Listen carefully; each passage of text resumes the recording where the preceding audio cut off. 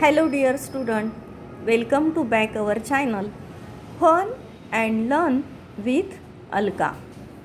नमस्ते प्यारे बच्चों, आपका कक्षा 7वीं विषय हिंदी के इस तासिका में सभी का स्वागत है।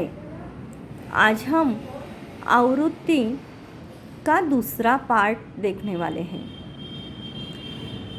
पढ़ो, समझो और लिखो पार्ट 4 शब्द संपदा। डॉक्टर सूर्यनारायण रणसुभे जी इस पाठ के लेखक हैं और यह पाठ आपके सामने निबंध के माध्यम ने लेखक ने रखा हुआ है।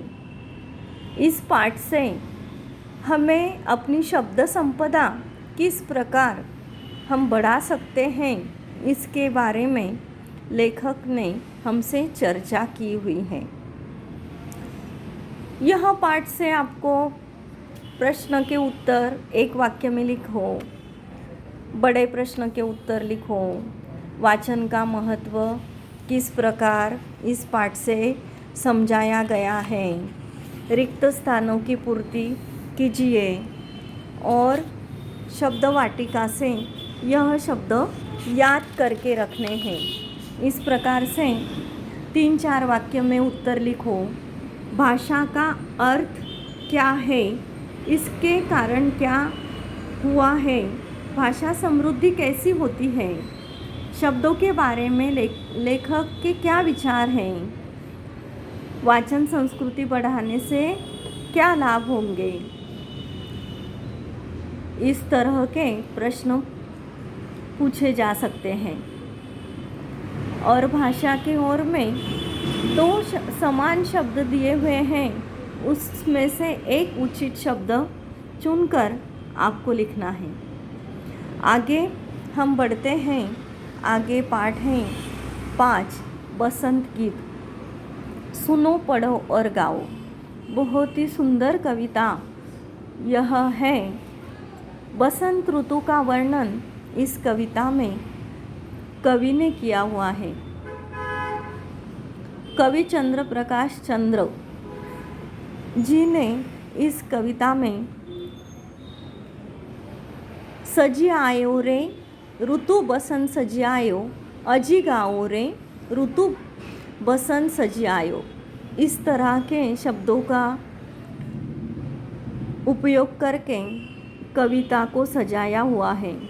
कली कली करत कलौल कुसुम मन, मंद मंद मुस्कायो, गुन गुन गुन गुन गूंजे मधुप, गन मधु मकरंद चुरायो, सजी आयो रे बसंत ऋतु सजी आयो। यह कविता आपको याद करनी है। 3 बार पढ़कर अपने आप याद हो जाएगी यह कविता।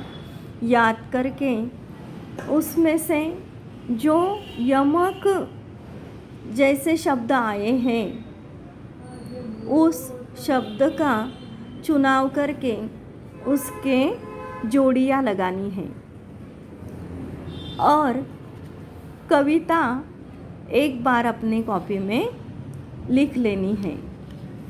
इस कविता के लेखन से आपको नए शब्दों का लेखन भी हो जाएगा और रिक्त स्थान ने भरने के लिए आपकी तैयारी भी हो जाएगी। कविता 2-3 बार पढ़ने से आपकी यह कविता याद भी हो जाएगी और आपको कविता याद होने के बाद बहुत अच्छा महसूस होगा। यानी आपको पढ़ाई करनी है, खुद को वाचन करना है। वाचन करने के बाद ही यह कविता याद हो सकती है और वह आपको ही करना है।